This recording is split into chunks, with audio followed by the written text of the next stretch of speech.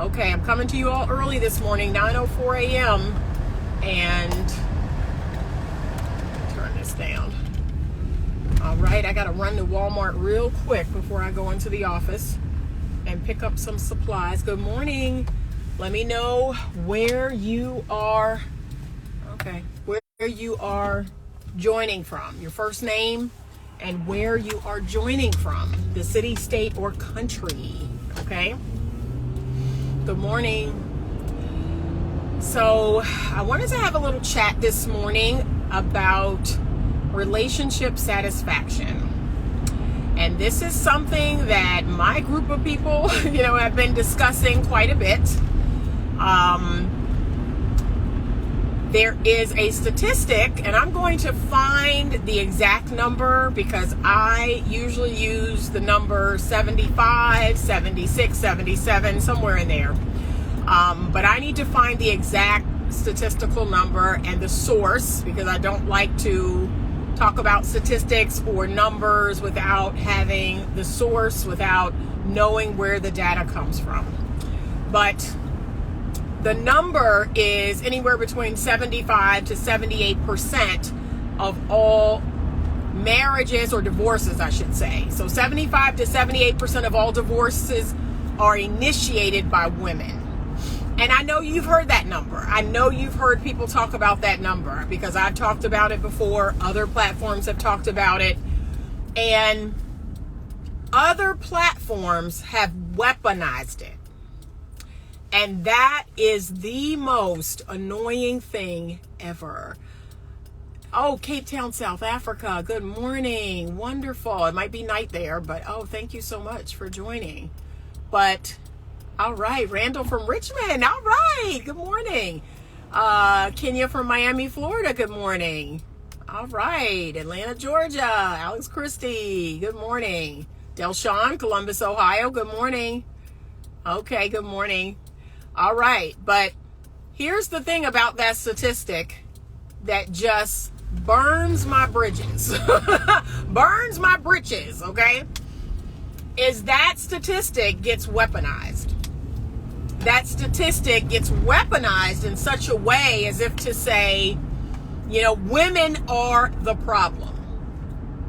And man, like, ooh, Lord, when people come off to me like that, when they come off to me like, 78% of all divorces are initiated by women.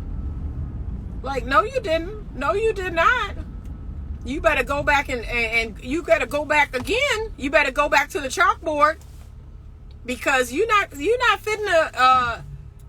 gonna weaponize that statement to me. That's not gonna happen. And I'm seeing that happening a lot. But see, here's the part that we're not talking about. People love to throw out that stat. Good morning, Irvin from Texas. Good morning. Daniel from Atlanta, Georgia. Good morning. What we're not doing is we're not talking about relationship satisfaction. And that is important. Our society, our culture, for the longest time, we have put on a pedestal how long you've been married. Oh, you've been married 20 years. You've been married 30 years, 40 years. Like that means something. Like that means something. Can we be honest? Let's be honest. And truth be told, those people are miserable. Those people are miserable. They're not happy. They're not satisfied or content. So let's not even talk about happiness because again, people will weaponize that. Oh, well, it ain't all about happiness. You made a commitment and you need to see through that commitment. I agree. However, I also agree that there should be, for the most part, a level of relationship satisfaction. Why are we discounting that? So the people who are on the side of, oh, you made a commitment, you just need to stick with it, you just need to be in it, your happiness isn't important, your happiness should not be the number one thing. Okay, all right, I got that argument. But it doesn't matter at all? Is that what you're saying? That my relational satisfaction doesn't matter at all? That I shouldn't be able to feel good in my marriage? I shouldn't be able to feel good in my relationship? Really? Okay. And then you have the other side that's acting like other egregious things are not happening in marriages. Call, it broke in the middle of our live. But if a woman got any sense in her head, these things that happen in a marriage, like, she need to leave it. Okay? She need to leave it. And it's, in my mind, now this is for Anita, it speaks to the self-esteem. It speaks to the emotional health of the woman when she leaves it. If a man is abusive, and I've talked about this many times on my platform, there is the marriage is getting hard, and there is the marriage is abusive. And there are so many things, you all. I can list so many things that fall under the category of abuse. It is abusive, chronically, consistently abusive. And it's like we're in a vacuum with this conversation. Why is that not being addressed? Because, can I keep it real? I'm in that 78%, right? I'm in that 78%. I initiated the divorce from my then husband. But nobody wants to talk about the adultery. Nobody wants to talk about the emotional abuse, the gaslighting. Nobody wants to talk about the lying. Nobody wants to talk about stealing from you. Nobody wants to talk about neglect. Nobody wants to talk about physical abuse, slapping, choking. Nobody wants to talk, nobody wants to talk about that. We just want to throw that statistic out, and as if, women are the problem. Well, if it wasn't for women initiating divorce, okay, let's take that conversation further. What was the reason for initiating the divorce? That's what nobody wants to talk about. Nobody wants to talk about that. And the behaviors that precede the initiating of the divorce. Let's go here. Nobody wants to talk about how long I stayed in this situation and offered up marital counseling, offered up reading a book, offered up a marriage retreat, offered up date night, offered up, sit down, let's talk, let's negotiate, offered up, nobody wants to talk about that. Nobody wants to talk about the 2+ years of, I got to keep trying, I got to keep working on this, I got to keep making these efforts, nobody talk about that. See, this is the whole part of that statistical conversation that we're not having. But come on, y'all, if anybody know women like I know women, it ain't a one and done. I wish it was. I wish it was a one and done. I wish the man could cheat one time and she leave him. But that's not how we wired. Okay? That's not how women are wired. Women are not wired for the one and done. They're not even wired for the one and done with a choke or a slap or a hit. We're not wired like that. We're wired to keep going. We're wired to try to figure it out. We're wired to try to, I need to talk to somebody, and we need to go here, and we need to do this. That's how we wired. So come on, we need to stop with this. This conversation is on my last nerve, okay? It's on my entire last nerve. This idea that, yes, a woman initiates divorce. Go further. Go further. What happened? What happened? Why is that? Let's go a little further. And we're not doing that. We're just weaponizing this idea of women are the problem. And I'm sorry. No, we need to go further. Somebody left me a voicemail. We need to go further with that conversation. I had a comment in here, but I was driving. I'm going to go back. Okay. Both need to be willing to remedy the issue's absence of abuse. Precisely. One thing that I teach my couples in couples therapy is that it only takes one person to break a cycle that the couple is in. Just one. Just one person needs to show up differently, and voila. The other person has to change because the first person is doing something different.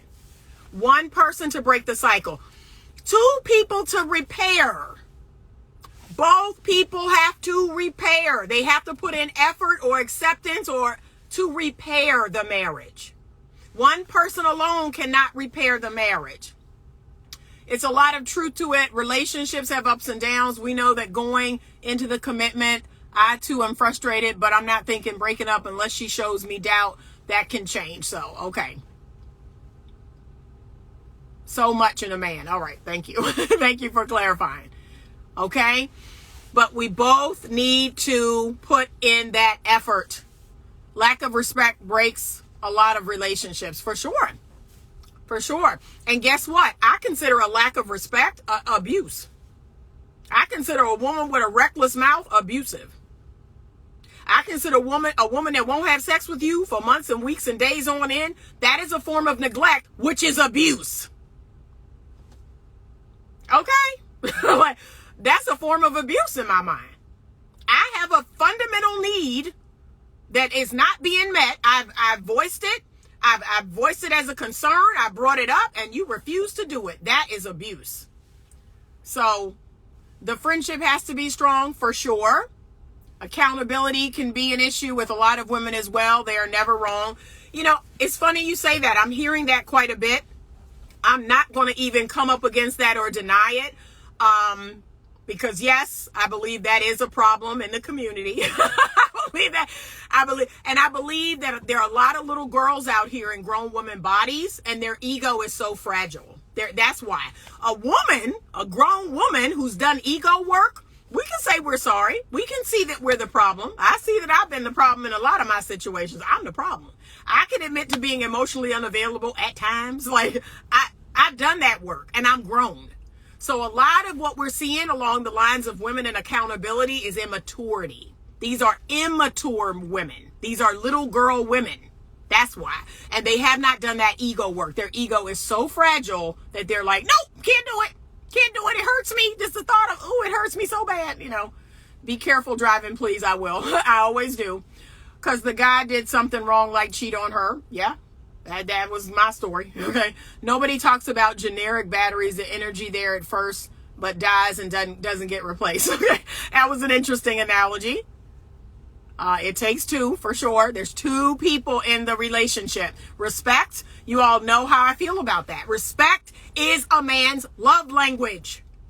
I don't know how many times I've had to talk to wives and girlfriends about their mouth, about their nonverbal, communication that's disrespectful. I will never understand it. Because here's the thing. I can't be with a man that I don't respect. Like, I'm just not even going to engage with him. That's what's like blowing my mind. Why are you with this man you don't respect? But that's a whole nother. Respect shows love. It does to a man.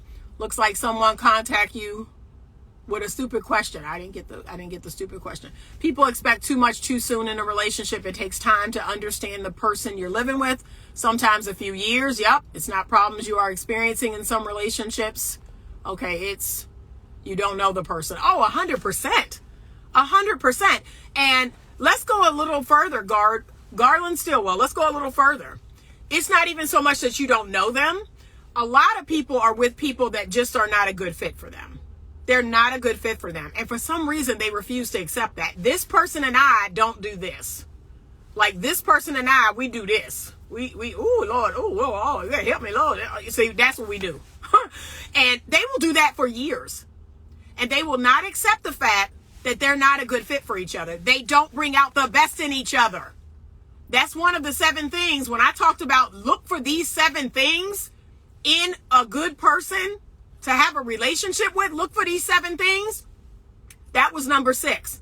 Find someone that brings out the absolute best in you.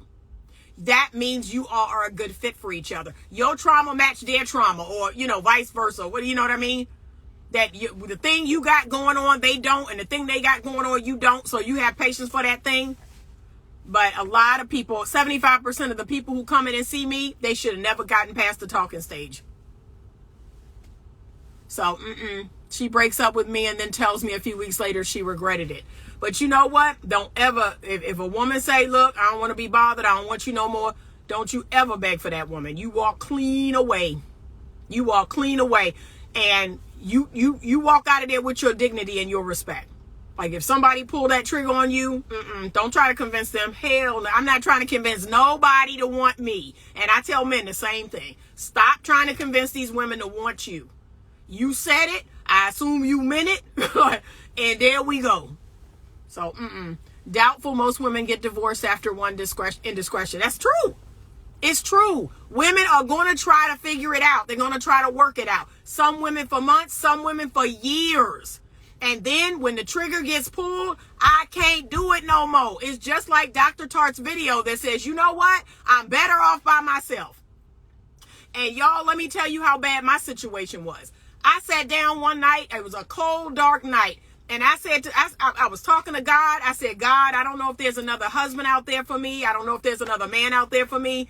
But even if there isn't, even if I never fall in love again or I'm never with another man again, I got to leave this. I got to leave this.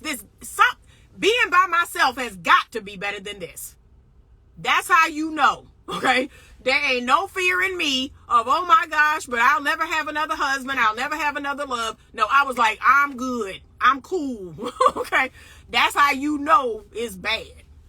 You willing to be by yourself and you be happier by yourself. That's how you know it's bad.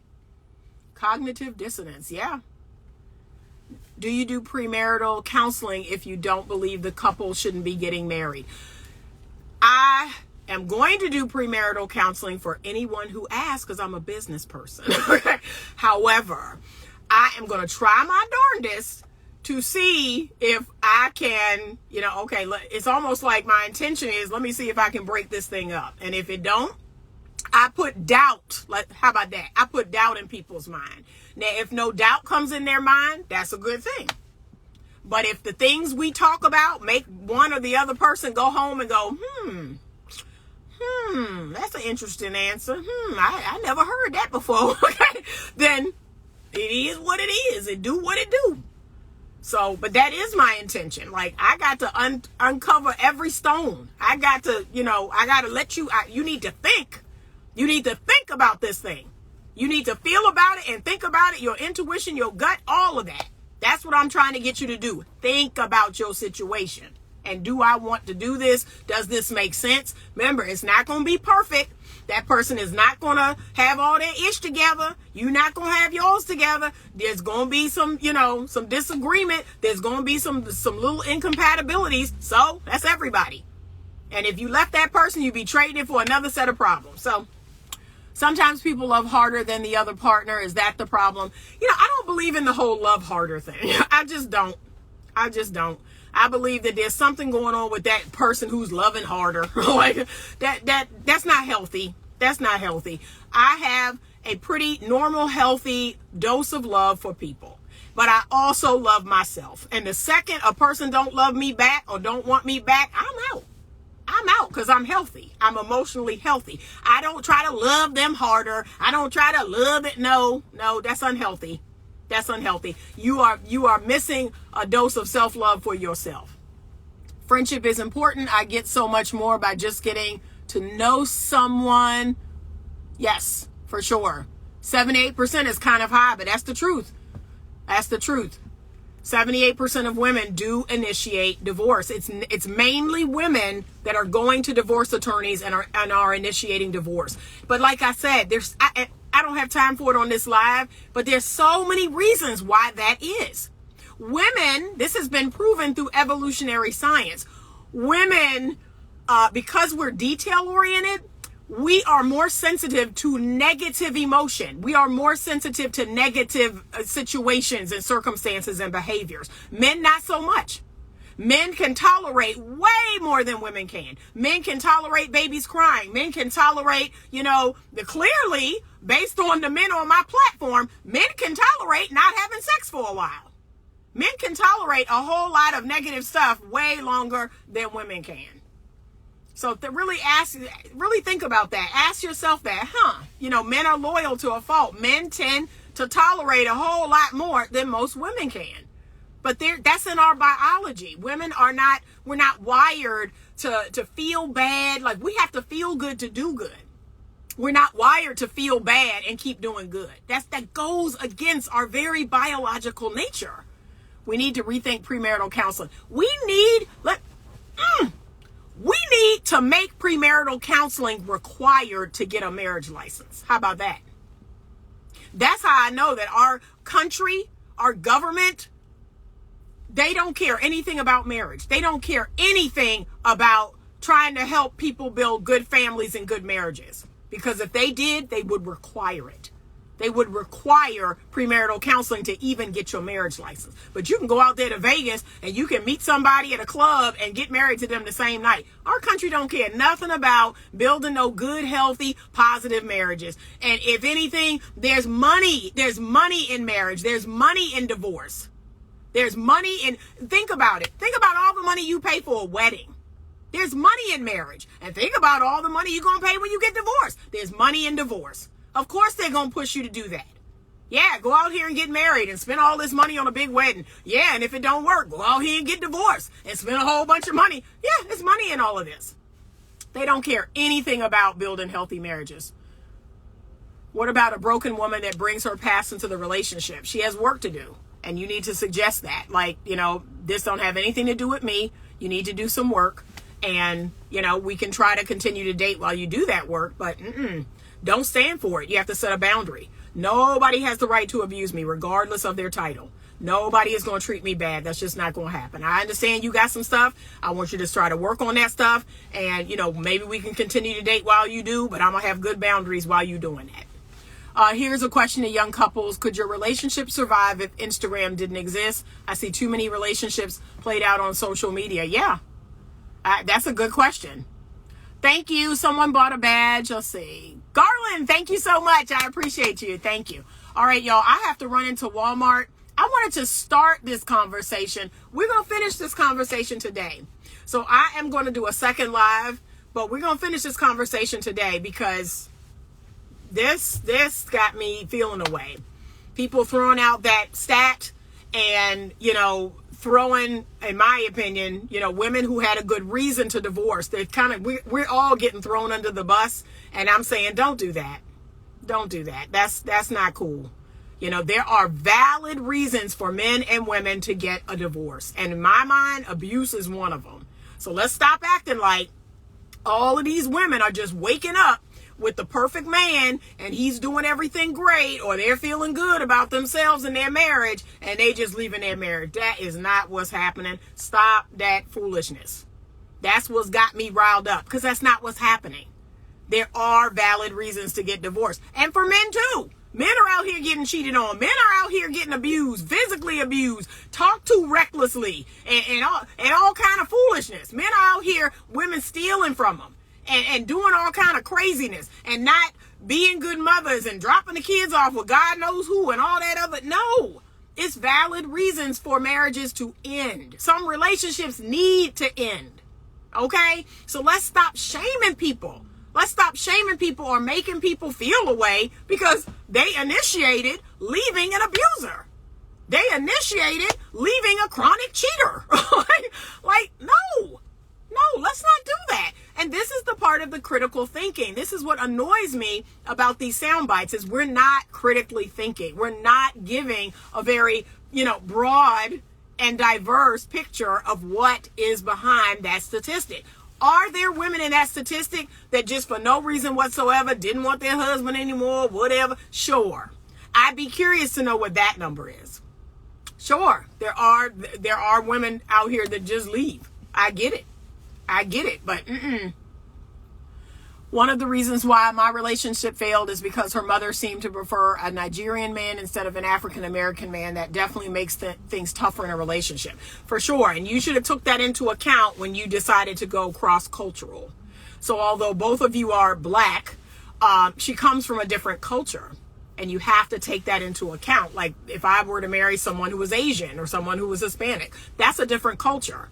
And I have to know about that culture and what the expectations are. And if it's something I don't think I can do, I pass. I'm like, you know what? That ain't for me. I can't do that. So, all right. I got to run in here because I got to get into the office by 10 o'clock.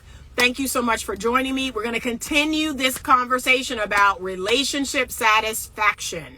This is an important conversation. And then I'm going to give you some solutions. I'm going to give you some things to do to make your relationship feel good. For women, it's imperative. A woman must feel good to do good. A man must do good to feel good. See how backwards that is? See how we're wired differently? So we're going to dive into this later today. I have 3 breaks today, so I have to figure out when I'm going to do it, but I'm going to do my best to post and let you know what time I'm going to go live again. All right. Thank you so much for joining me. Have a great day and a great morning. And as always, stay open to love.